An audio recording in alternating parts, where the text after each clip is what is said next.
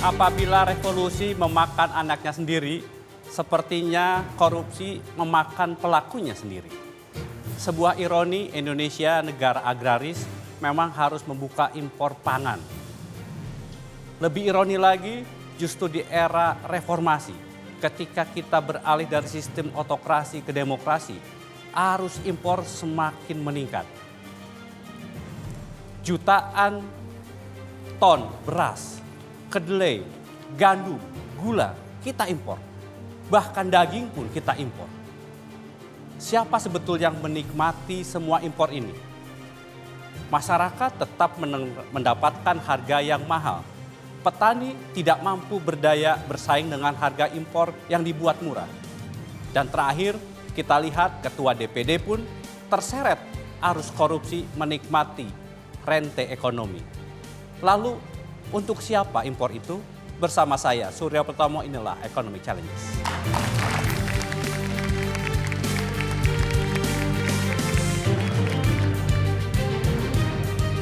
Seperti biasa, malam hari ini saya ditemani oleh rekan saya, Leonard Samosir. Leo, ya Mas Tommy. Kita berbicara isu yang sedang hangat sekarang ini. Ada ketua DPD tertangkap tangan karena kasus korupsi pangan. Ya. Lalu pertanyaan kita, impor pangan itu untuk siapa? Siapa saja narasumber kita malam hari ini, Leo?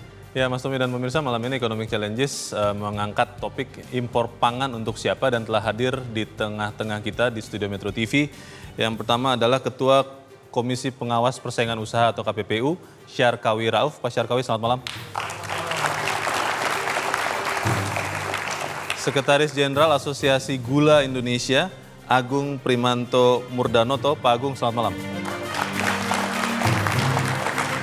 Dan pengamat ekonomi pertanian, Profesor Bustanul Arifin. Pak Bustanul, selamat malam. Itu Mas Tommy yang akan membantu kita untuk mencari tahu sebetulnya impor pangan selama ini untuk siapa. Baik, nanti kita coba dalami persoalan yang sangat krusial ini. Namun sebelum kita mulai diskusi, mari kita lihat tayangan berikut ini.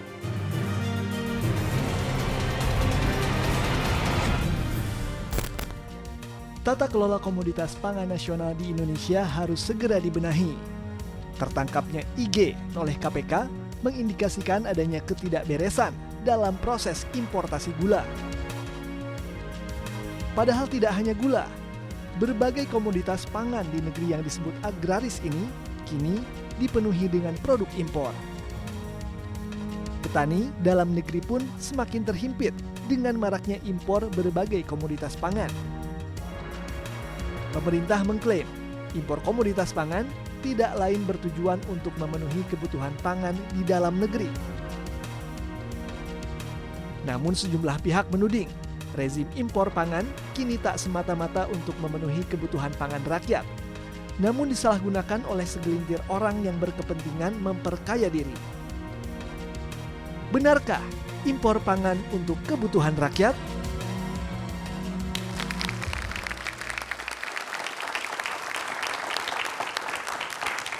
Leo, seperti apa parahnya data impor kita sebetulnya sekarang ini? Ya Mas Tommy dan pemirsa, kalau selama ini kita sering mendengar bahwa Indonesia adalah negara gemah ripah lojinawi, maka data berikut akan membalikan itu. Data ini kami peroleh dari The Economist, bagaimana negara-negara di peringkat berdasarkan keamanan pangannya secara global di tahun 2016. Kita melihat bahwa dari skor 100, Indonesia ada di poin 50,6. Dan itu ada di peringkat 71 dari 113 negara yang di peringkat. Kita hanya lebih baik daripada Filipina untuk negara tetangga kita yang berada di peringkat 74 dengan skor 49,5.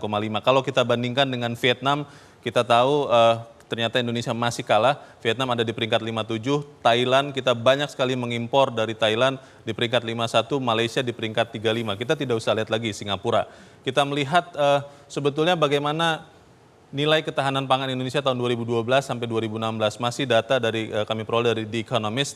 Kita melihat sebetulnya dari tahun 2012 hingga tahun 2016 masih ada perbaikan walaupun hanya sangat sedikit. Skornya dari 47 dari 51,8 menjadi 54,1. Ini skor keseluruhan. Kita melihat bagaimana ketersediaan, keterjangkauan dan kualitas dan keamanannya. Kita ingin tahu sebetulnya tahun ini bagaimana pemerintah berencana mengimpor 5 komoditas pangan. Data yang kami peroleh dari Kata Data ini memperlihatkan pemerintah Indonesia berencana untuk mengimpor 239.000 daging sapi, 600.000 ton, maksud saya tadi ton jagung, kemudian 1,5 juta ton beras, kedelai juga diimpor 1,8 juta ton, dan gula akan diimpor 2,9 juta ton untuk tahun ini. Kalau kita melihat komoditas pangan impor Januari hingga Juni 2016, data yang kami peroleh dari Kementerian Pertanian, untuk tanaman pangan, Indonesia sudah mengimpor 3,6 miliar dolar nilainya. Apa saja yang diimpor dari tanaman pangan itu? Kita mengimpor beras, gandum, jagung, kacang tanah, kedelai, ubi jalar, singkong, ubi kayu, kacang hijau kita impor. Kalau kita melihat bagaimana dengan impor komoditas pangan perkebunan, nilainya juga luar biasa fantastis. Kita melihat juga apa saja yang diimpor, hampir semua komoditas perkebunan. Padahal Indonesia punya lahan perkebunan sangat luas. Kita melihat lagi apa saja yang diimpor oleh Indonesia. Hortikultura kita juga masih mengimpor, tadi buah dan sayuran kita melihat dari mulai kentang, kubis, jahe, buah-buahan, bahkan cabai pun Indonesia ternyata masih impor. Kita melihat peternakan, ini juga tidak perlu lagi kita pertanyakan karena kita sudah mengimpor daging sapi, daging lain-lain lagi, daging lembu, kemudian kita juga bahkan mengimpor ayam hidup. Pertanyaannya kalau ini terus terjadi, maka apakah kita bisa lepas dari impor bahan pangan? Mas Tommy.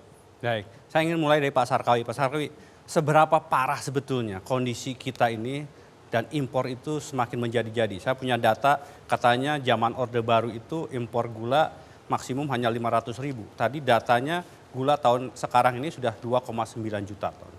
Ya, jadi Mas Tommy, ya memang problem kita di Indonesia sekarang itu adalah karena peningkatan pertumbuhan konsumsi kita ini lumayan tinggi ya, apalagi yang berbasis industri makanan dan minuman.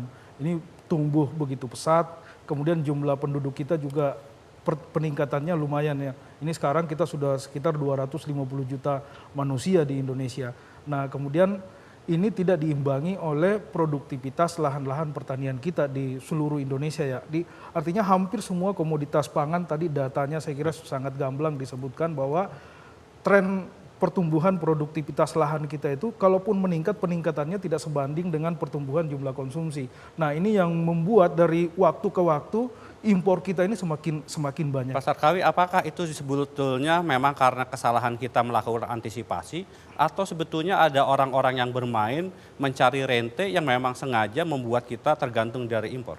Nah, persoalannya kemudian ini semakin parah ya, karena apa? Tata niaga kita atau cara kita mengelola komoditas pangan yang hampir semuanya kita impor tadi, yang menurut hasil diskusi kita di KPPU ya, ini pemerintah itu memberlakukan di hulu mereka kontrol dengan sangat ketat. Ini secara bercanda kita sebut bahwa Indonesia ini menerapkan kebijakan di hulunya itu rada-rada sosialis, tetapi ke hilir ini menggunakan proses yang pengawasannya relatif lemah. Baik. Yang cenderung ke neolib. Jadi di hulu sosialis, di hilirnya cenderung ke liberal. Baik, Mas Inul, kalau kondisinya seperti itu, sebetulnya kita memang membiarkan pertanian kita ini tergantung pada orang atau sebetulnya memang ada niatan kita membangun kedaulatan pangan sebetulnya? Kalau niat, saya percaya niat ya, tapi kan niat perlu dieksekusi Mas Tommy. Ya. Niat itu bisa ditunjukkan, dilihat dari rencana RPJM 2014 ke 2019. Ya. Di sana disebutkan kedaulatan pangan akan dicapai atau diniatkan untuk dicapai dari produksi atau swasembada beras, jagung, kedelai. Sebetulnya gula tidak disebut sih. Gula tidak disebut, daging tidak disebut Bung Leo ya. Cuma targetnya memang gula ditarget sampai 2,8 juta ton. Kemudian daging sampai 850.000 ton. Tidak disebut swasembada. Kenyataannya seperti itu tidak Mas Inul? Belum Mas Tommy. Jadi yang untuk gula, mumpung kita berbicara gula, sebetulnya kami ya teman-teman di Perhappy sudah warning kepada pemerintah dengan tulisan, dengan pernyataan, dengan segala macam bahwa gula ini serius pada akhir 2015 karena El Nino. Ya, 2016 akan ada kekurangan dan sudah terbukti. Jadi sampai hari ini September kira-kira produksi itu baru 1,5 juta ton. perkiraan paling optimis 2,2 atau 2,1, 2,2, maksimal 2,2 akhir tahun, bahkan mungkin 2,1. Nah kalau konsumsi sampai 6 juta ton, oke, udah pasti impor. Iya. Udah pasti impor. Dari 2,5 juta, sebetulnya lebih 3 juta sebetulnya untuk rafinasi, kemudian dan gula kristal putih sendiri kita impor. Pertanyaan Mas Tommy tadi, apakah disengaja? Saya agak sulit ya, kan kita bilang niatnya sudah ada, tapi eksekusinya belum. Berbagai macam kendalanya. Di gula ini sendiri, memang luas arealnya tidak sampai 600.000. Nggak akan sempat. Thailand itu udah jauh 1 juta lebih ya. Bagaimana kita bisa mengalahkan Thailand? Masih jauh kalau mau tambahkan areal panen, kemudian produktivitas kita genjot. Nanti saya ingin tanya Mas Agung. Mas Agung, Ya.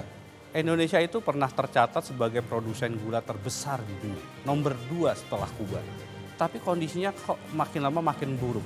Nanti saya ingin tanya pada Mas Agung, apa sebetulnya yang terjadi? Apa yang salah? Ya kan, apakah betul ada tangan-tangan kotor yang membuat mendistorsi semua ini? Kita akan jeda terlebih dahulu, jangan kemana-mana. Tetaplah di Ekonomi Cerdas.